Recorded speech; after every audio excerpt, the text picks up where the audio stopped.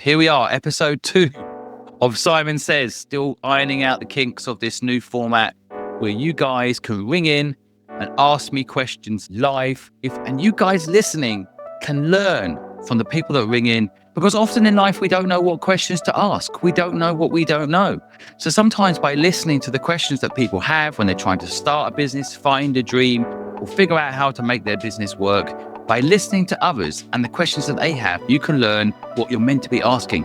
And I hope that in this show today, we together can help a lot of dreamers with their dreams.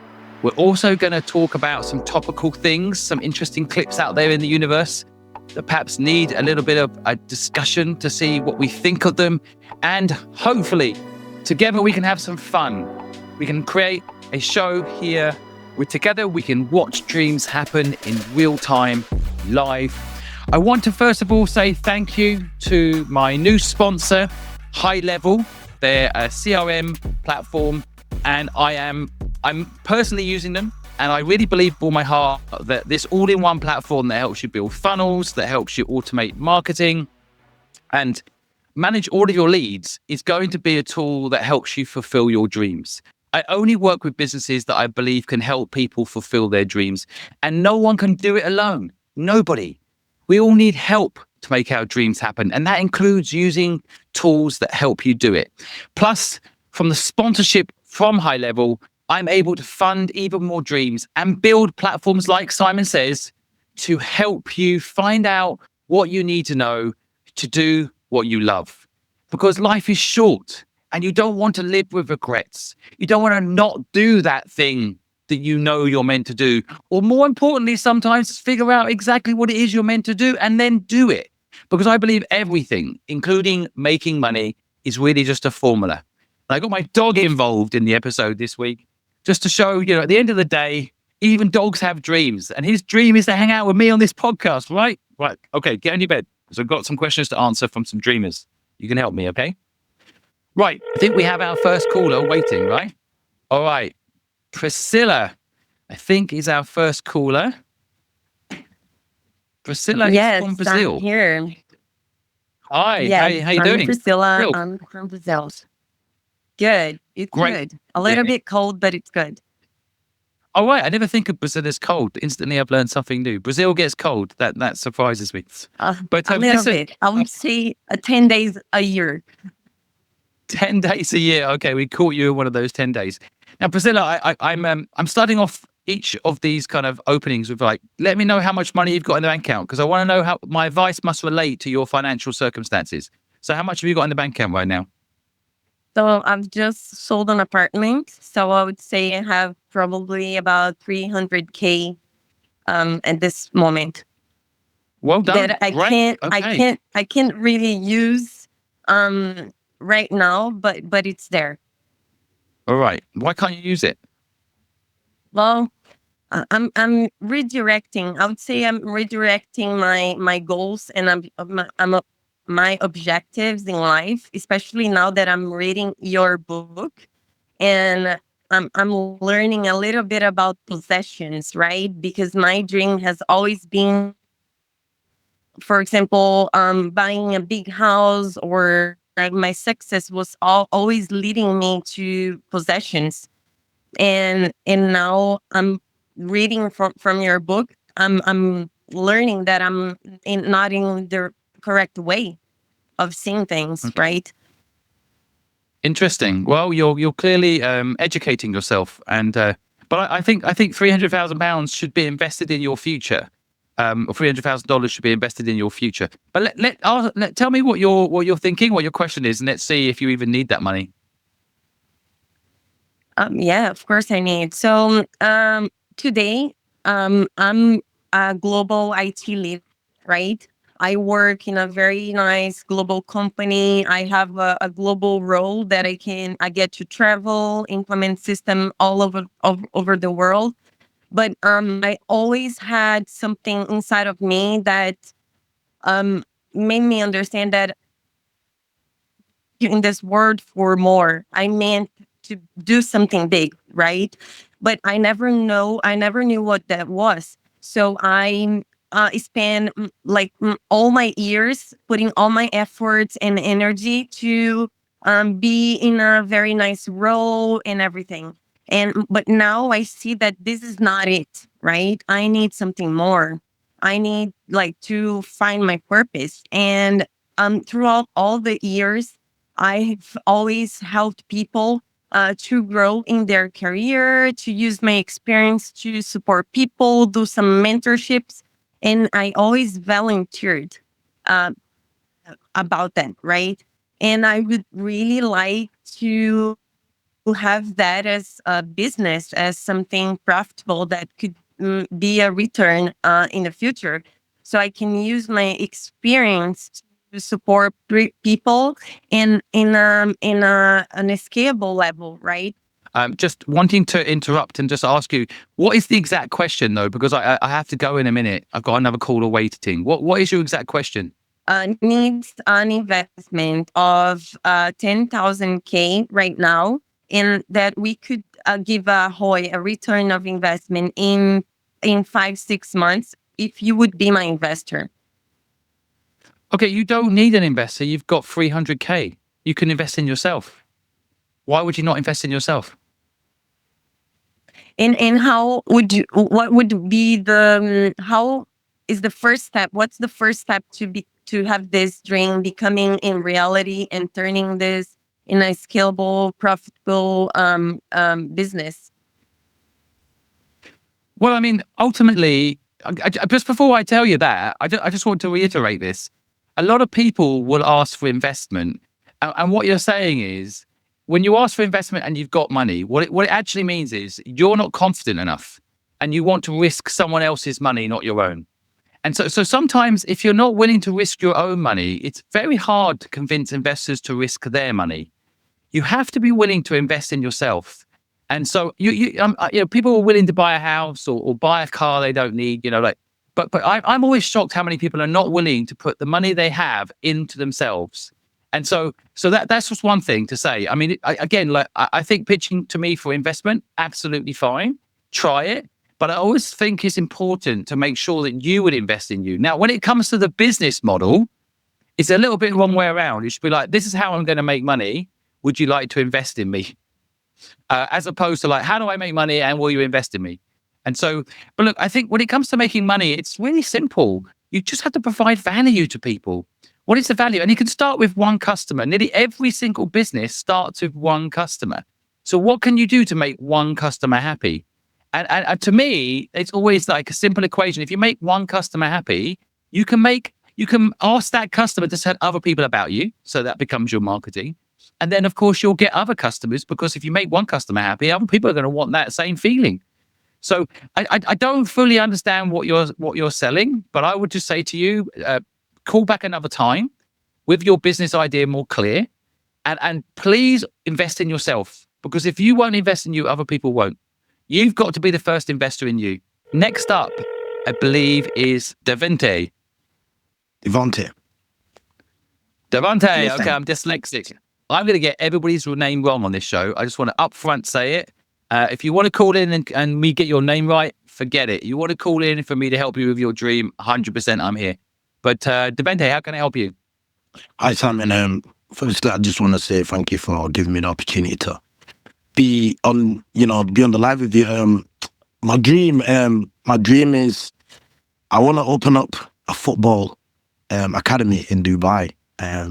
You're probably thinking, why Dubai? I want to bring like a new wave in terms of UK academy style coaching.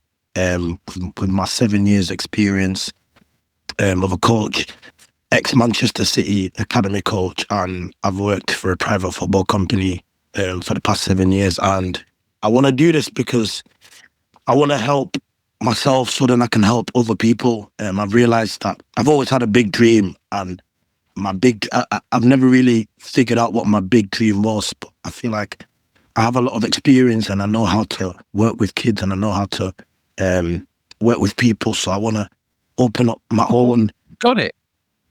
What's stopping you? Just the finance, the funding, everything. The living. How much do you need? How much do I need? Yeah. If I'm going to be totally honest, around 15 to 20K. That's what I would need. How old are you? I'm 22. 22. And what do you do for a living right now? Right now, I'm still a football coach. I work full time at Manchester City. You work right.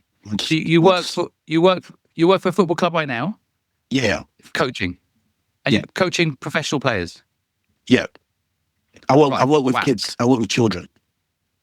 Okay, so you work. Or how does the monetization work at the football club? How does the football club make money to pay for you? So I work at Manchester City, and I work with the under nines academy. So I coach them, and then I work for a private football company on the side, which we do group sessions, one-to-ones, technical sessions. That's mainly how I make my income.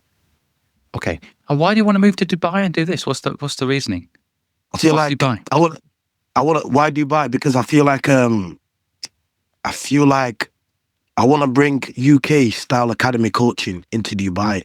And okay, but why Dubai? You got a connection now? The reason why I want to go to Dubai is because I feel like I want to help the kids in Dubai to feel like I feel like Dubai is a very rich place and everything's kind of settled there. A lot of kids, they live with parents that have a lot of money. So I want to go there to help the children in Dubai and let them know that even though their parents have all these money, they still have a purpose and they still have a goal that they can achieve without their parents through football.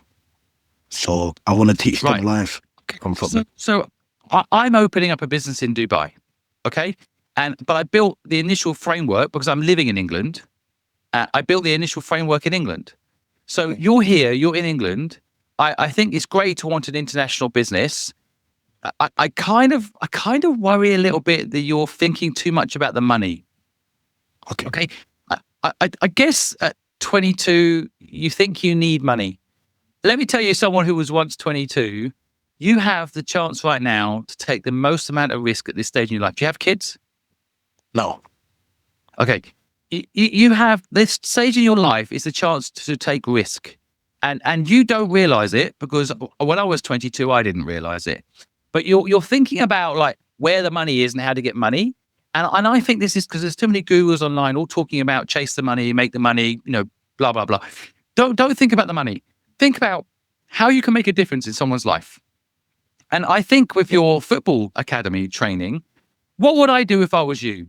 I would literally take a football ground that isn't being used. I mean, weekends and stuff, local football. You're living, where are you living? It came up in Sheffield. I'm pretty sure there is a football pitch that isn't used on a Wednesday afternoon, or a football pitch that isn't used on a Sunday afternoon or a Sunday morning or something, right? And I would just start doing an open day where people can come with their kids and get training from you, who get paid to do this for a living by a big football club, and I just build up a bit of a fan base for you and your brand. And I wouldn't rush on the money side. I think, what's the rush? Why not just build something where you're bringing value to the world, right? Now, it might sound like my first business at 15 years old was a gardening company. Doesn't sound very glamorous, does it? And I built it up. And then I built the next business up and the next business up. I kind of feel like you need to get your feet wet and just try something. And I think that, my son used to go to a football academy on a Sunday. It was 50 quid a month. And it was all right. But I'm saying there's loads of parents that will pay for their kids to have a little bit of training. But I kind of feel like you could start off with not needing to rush into the money piece and figure out how you can build a community around what you want to train. I see YouTube videos. I see social media content around it as well, where you can train globally from social media, right? A lot of the things you must have learned and know you can put on social media. Why does it have to be for the elite? Why is it only for the people with money? Why not branch out a little bit? Did you come from money? No, I haven't come from money. No, so you know what it's like to try and want to play something when you haven't got money. Why don't you service something you know instead of something you don't know? Yeah. And I think that, it might be where your dream lives. And we've got a bit sidetracked with this chase for money vibe. Don't worry about it. Go after building something you enjoy doing. Do you enjoy teaching kids to play football? Yes, I do enjoy it. Yeah.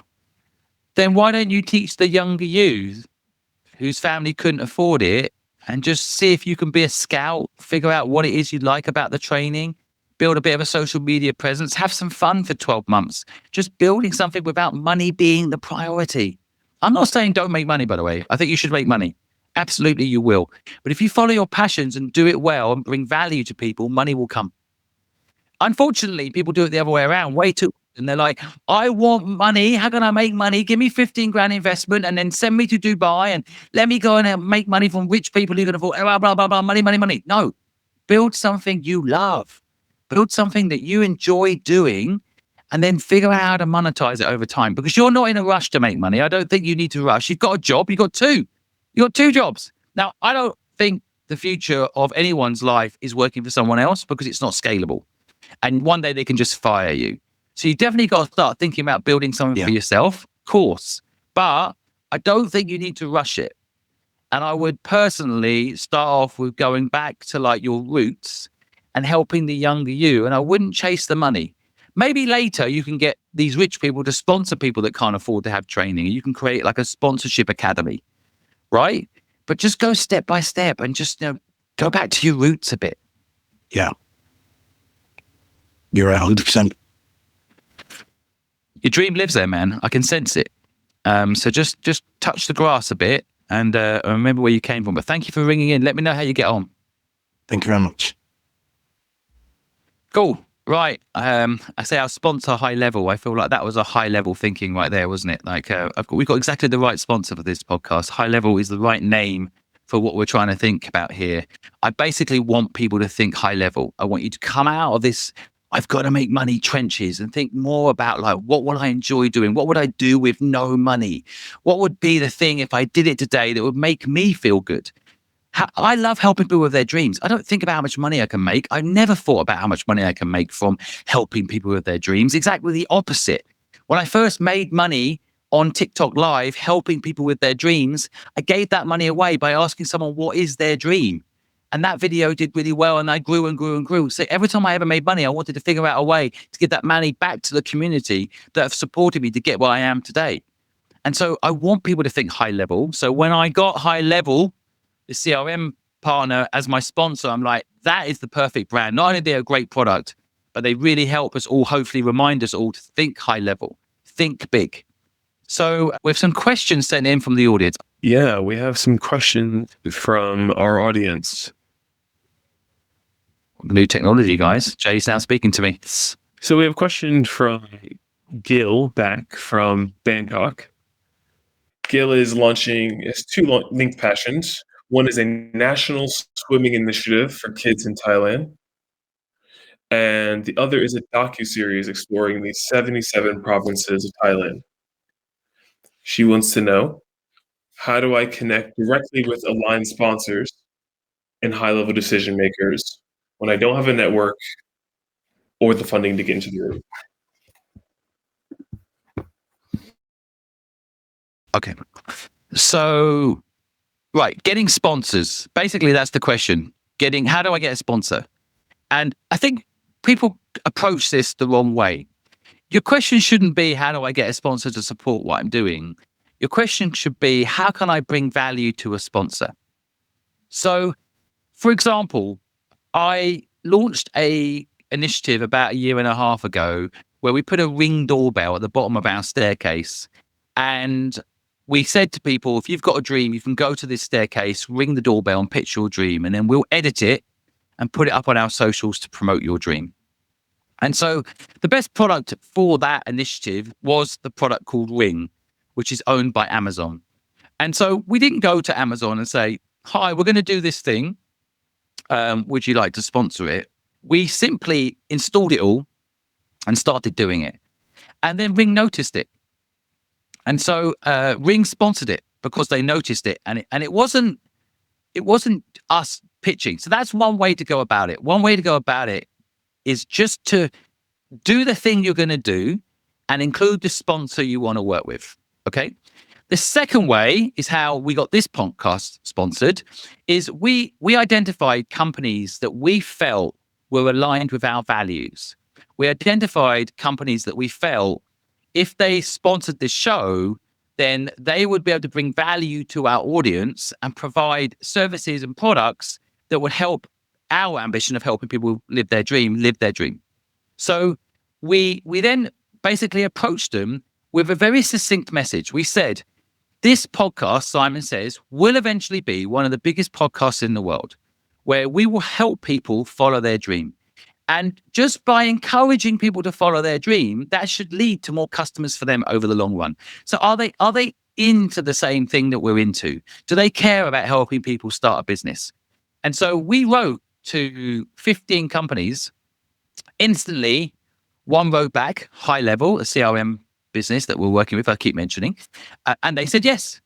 And honestly, it's the greatest feeling in the world. We pitch them what we're doing and they say yes. Now, I know when you're listening to this, you might be thinking, well, Simon, you've got a lot of followers and you've got a big social media platform. So that's why.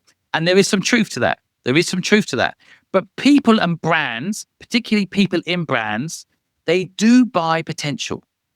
You have to believe in yourself to convince these people to believe in you. But you do need to follow a process. So very quickly, the final thing I'll say here is, try the two different ways. Just go ahead and install the brand you believe in and include them in your content and see if you can get traction. Second way is approach the companies you really believe in, the ones that you really think are aligned with your values, and approach them and try your luck. But sometimes it is just a question of like projecting what you're going to become and letting them know that. So this podcast hadn't even gone live yet when High Level, the CRM partner, sponsored it. I mean, they didn't even know whether it was going to be big. We told them we're going to make it big and back us, and they did. You have to believe in yourself. I'm getting a theme in today's show already. The second person now, I feel like, in a way, you're listing all the things you haven't got. You don't have a network. You don't have this. You don't have that. But you have you, and you have your idea, you have your belief, and you have access to helpback.com and LinkedIn and these platforms where these contacts sit for free for you to reach them. So all you need to do is make the effort and stop looking at what you haven't got and start realizing what you have got and take advantage of it. Fight. It's never going to be easy to get a sponsor on board, but fight and it will happen. Okay. Another question from the audience. Okay. Where is it? Jason wants to create a collectible, fashion-forward luxury shin pad brand. Something totally new, but he's starting from zero. His question is, should I trademark before launching or wait? And how can I raise the money to begin? Okay.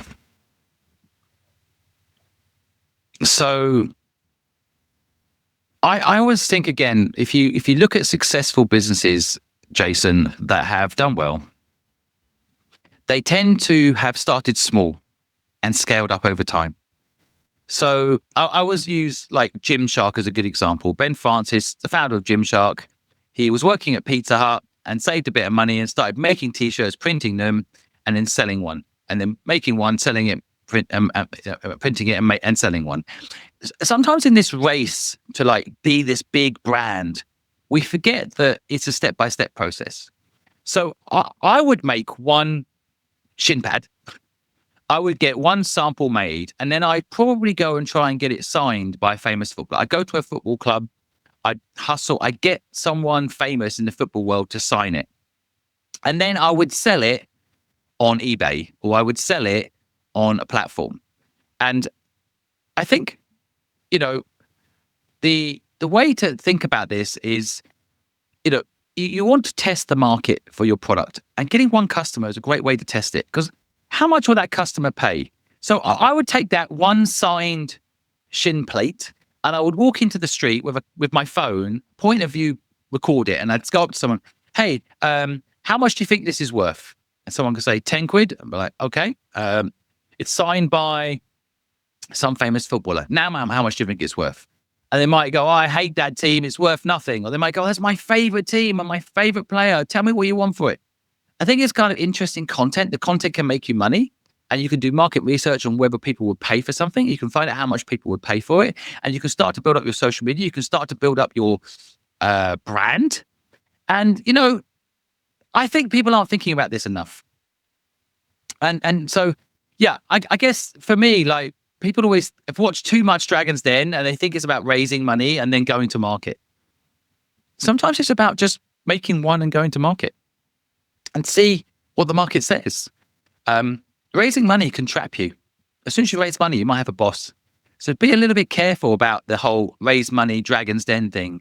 You don't want a new boss. You want to build something you love and you want to build it your way and you want to figure out what the market needs to get market fit. If you get market fit, then investors will be chasing you. Okay, guys, we have another caller. Daniel, are you there? Yeah. Hey, Simon. Daniel. Thanks for... No problem. Let's kick off. Tell me, how much have you got in your bank? I'm a communication specialist and body language specialist. I want to help people to communicate better, to share their ideas, to not be ashamed to talk to anyone. Sorry about my English.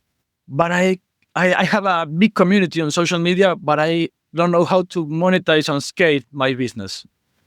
Okay, just stepping back. Daniel, how much money have you got in your bank account? Now, like $10,000. $10,000. Okay. The money is not a problem now for me. Okay. So why the rush to monetize your community then? Sometimes, again, like, if you think about you must be involved in communities. Sometimes rushing the monetization can hurt the community. So you look at Instagram, for example, these platforms, they didn't monetize for years and years. They didn't rush. And you must be making money elsewhere. You must be, you must be okay because you've got some savings. And like you just said, money's not the rush. So we can come, I can talk to you about how to monetize the community, but just before we go there, what's the rush? Because I want to get more freedom to grow my project and leave my full-time job. I work with politician mode and I want to get out from there. Okay. Well, thanks for your honesty. Okay. So, all right. Well, that's slightly a different thing. Can I just say? So, okay. What value do you bring your community right now? Give it to me in a sentence. To get better relations and to not be ashamed to show who they are and to talk to anyone. I think people, it's really scared to talk and to share their ideas or their projects. And I have the experience to teach the people to go to do that. Sorry for my English. I'm nervous now. Oh, no problem. No problem. Okay. Look, I always think with communities, there's a few different ways to monetize. Okay. Yeah. So the first is, like, you can say to your community, I want to leave my job and do this full time. And what would you guys be willing to pay a monthly fee to support me to do that? If you do pay a monthly fee, how many members in your community? Like 3,100. Okay. 300,000. Okay. 300,000. Okay. If you say, look, if just 1,000 of you pay $5, then I can full-time focus on this platform. Now, if 1,000 of you give me $5 a month, I'm assuming your cost $5,000 a month US would cover you, right? Yeah. I don't know, but I'm guessing, right? Yeah. So then I think, okay, then what extra value are you going to bring them? So me, community is about what value you can bring your community. So what extra, because you'll be full-time, what can you do to help that community? Now, this value can come in, you can help them make $5, right? So if they're all more confident, if body language is better, maybe they can make $5 a month by you doing your job better, right? Yeah. But equally, it might be that you can organize activities where them as a subscriber, they get that included in the $5, right? Yeah. Now, it's worth looking at this. 300,000 members is a healthy number. You should be able to get 1% to back you of some sort. If there's not 1,000 true fans in there that are willing to pay $5, then you've probably got a value problem anyway. Okay. You probably now that's one way. The other way to do it is to get a brand on board. So if there's a company that's very aligned with you, again, I'm using the example today of my own sponsor. I've got a new sponsor on board called High Level, and they're a CRM program that help people with workflow and call tracking and bookings and appointments. And basically, I know it can help people start their business and grow their business because it can help them track. Like, for example, your 300,000 members, you could put it into High Level, and then you could literally follow up with them and send emails and manage your personal communication with these guys. So what I'm saying is, what brand could you align with? Does anyone stand out? A company that you could potentially work with? I think the marketing brand here and some influencer agents. Yeah, I'm thinking more like, Nike. It's probably not the right one, but like brands that inspire people. But what brand can you work with that's maybe not your competitor? They're not. The influencer agency world to me is a bit. They may pay you to help their influencers, if that's what you mean. That's more like a service agreement, right? So they may pay you a fee to help their influencers, right? That's what you mean, right? Yeah. No, I'm talking about something else. I'm talking about a brand sponsor. So a drinks company, for example, there might be a drink that you think gives people higher energy or helps people. Like right now, I'm not sponsored by them, but I'm a big fan of Trip, so I'm drinking Trip at the moment. They don't sponsor me. I just like the product. What I'm explaining to you is, what brand would align with you, and honestly, again, $5,000 a month for a brand to sponsor you and reach 300,000 customers and join you in your journey, very possible. You've actually done the groundwork of building the foundation. Now you need to use, frankly, probably my sponsor again, like to go out and get all these brands on board. So make a list of 50 companies. They could be clothing brands, drinks brands, audible equipment manufacturers, whoever it is, right? List out these 50 companies that you believe could bring value to your audience and maybe aligned with your mission. And then literally put them in a CRM system like High Level and start contacting them regularly, connect with them, find out who the right contact is through systems like LinkedIn as well. And just you only need 1,000 people to pay you $5 or one brand to pay you $5,000, or you can sell a service, get 10 clients to pay you $500 and you're free. You're so close to freedom. You're so close. You just need to implement a system that's going to help you get there. Okay. I'll do that. You understand the 3 ways? Yeah. Clear? Clear. Yeah. Call me in 3 weeks. I want to know if you did this. Call me back in 3 weeks. Don't waste any time. Okay. Go. I do that. I know they're my sponsor. I'm going to say it again because I actually really believe in this product. There's a link in my bio down here. You can get a 30-day free trial of High Level, this CRM program, because actually I think it's going to help you. You put all the brands in there that you want to reach. You put your community contact in there so you can reach out to all of them. Use a system, a CRM system to help you track this sales, and then call me back in 3 weeks and let me know you got one client or 1,000 people said yes. I want to know. Okay, I'll do that. Thank you. Thanks a lot. And I want to be there when you quit. So I also want to be there when you quit, all right? When you've got the foundation of your income system sorted and you're financially okay, then the next step is quit. So get it done, okay? Okay, great. Thank you. I call you. Go. Yeah, I look forward to it, Daniel. Thanks for calling in. Okay, I want to show you a clip. It's from an entrepreneur and investor, Naval. I think you guys all know him. He's probably one of my favorite, I guess, entrepreneur content creators. And we don't need to keep our dreams a secret. Let's have a little listen to the clip, see what you guys think. As the first timers, because they're too secretive. And you can always recognize the experienced ones because they don't care. Once you've done these a few times, you realize how much execution difficulty and risk there is and how hard it is to get people to listen to you and believe you. Eventually, you end up shouting your idea from the rooftops just in the hope that somebody will actually use the product. So you end up with the opposite problem.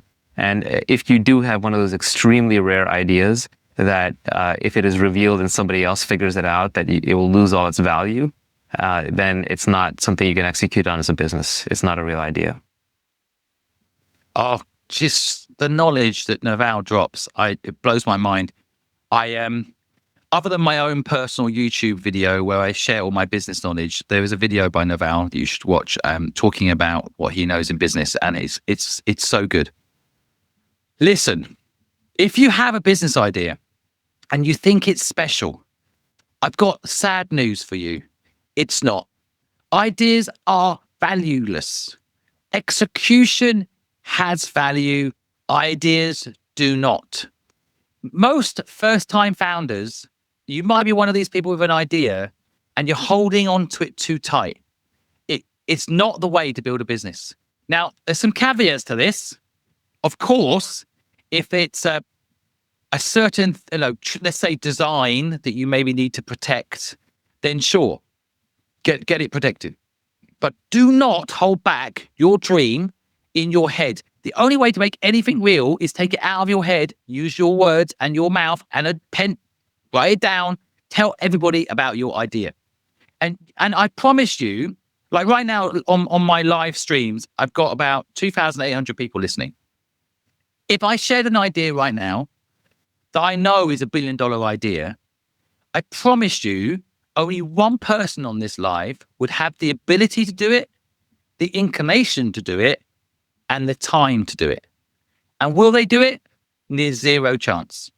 Now, even if they do, good, you've got competition that can spur you on. You need competition to get you to do it. And the irony is, the 2,800 people listening are more likely to help you do it if you shared it than just you trying to do it on your own. So share your ideas, folks. Don't hold back. Tell everybody. Tell every single... You can ring up the company you think's going to buy this idea one day and you don't want them to know about it because you want to build it first. Tell them your idea and they probably won't do it. I'm 100% sure they won't do it. They've got other priorities. They're focused on other things. Their planning is 12 months ahead. Do not think people are going to copy your idea. Execute, and you'll see. Again, a million examples of this in history of business. Facebook was not an original idea. It was a copy of MySpace. MySpace was a copy of Friendster. These ideas are not original. TikTok is a copy of Vine. Nothing is original. And I'm old enough to know that. So please don't hold on to your idea like it's special. Get it out there in the world. Right. The scenario that someone has sent in on comments. Ahmed has said, he's in Melbourne, and he has said, he wants to grow a business to give his family a better life. Okay, it's a good reason to build a business. He's barely scraping by and needs a break. Question for Simon. I've got drive, but no money. What's the first real step someone like me can take? Okay. When you say you've got drive, are you sure? Because I think people need to not just want it, they need to need it. Do you really need it? This is why I love investing in people who need it, not just want it. And needing it means that there is no choice but to make it work. Now, a challenge to you listening now is how far are you willing to go to make it work? And so, for example, if I said to you to build the world's most successful entrepreneur network, and let's say that was your dream, that helping people with their dreams, if that's my dream, right? Let's say your dream and my dream was the same thing. Would you today be willing to go and take care of 5 people's gardens and dig up their weeds and make the grass nice, make the trees nice? Because eventually it will allow you to have this amazing platform, an amazing app. That's basically what I had to do. I started out with a gardening company. Okay, so I think if you really want to fight and you've got no money, then start with a service business. Start with a business where you don't need a lot of money. All you need to know in the service business is how to manage cash flow. So let's say, for example, you help people with their social media posting. Let's not make it gardening. Let's say gardening's too hard, right? Let's just say social media posting. There isn't an entrepreneur at the moment who doesn't want to have a bigger social media following. Every single entrepreneur I speak to wants to have their social media blowing up. And they need people to help them make the content and post the content. So there's an agency in that. There's a business in that. And so what if you went and offered the service of helping people post their social media and then built up an income stream and built up a brand, which you could eventually bring people in, so you're not having to do it all on your own, and have an income stream and build up a company that's service-based. Now, the key is you charge people 50% in advance for the service, and that 50% must cover all your costs. And then the remaining 50% that you invoice after you've delivered the service is your profit. Now, this does not require you to have any large amounts of savings. My first successful business was a gardening company. I had to borrow the equipment from the people I was doing the gardening for. So I just knocked on the door and told them I'd do their garden, and then I borrowed their equipment to do the garden. And then I did the garden and they paid me. It didn't cost me anything. So when you say you're hungry, are you? Are you genuinely hungry? Because if you are, you'll follow that blueprint I've just given you. So let's see. Let me know how you get on. I'd like to find out if you actually do anything. Come back to me. Let me know in the show in the future. Okay. So guys, this has been episode 2 of Simon Says. We're still ironing out the technical difficulties, but we are getting there. You can call into this show. There is a link somewhere around here, wherever you're listening, where you can sign up to call in and ask me questions. If you have any thoughts on how we can make the show better, how we can entertain you more, educate you more, then please let me know in the comments wherever you're listening to this. You can go subscribe on Spotify to Simon Says, the podcast show, so you don't miss the next episode. And don't forget, go try out High Level, our sponsor today, an all-in-one platform that helps you funnel build, helps you automate marketing and manage leads. And if you go to the link in my bio somewhere around here, you can have a 30-day trial, because I'm telling you now, how to start a business often starts with getting one customer who pays you. That can often end up covering your costs, so you can actually dive into this world of entrepreneurship. But it can also be a chance for that one customer to be happy and tell other people about you, because that's the best marketing you'll ever have. So thanks for listening to today's show. It's been a pleasure having you here. I will see you in the next episode.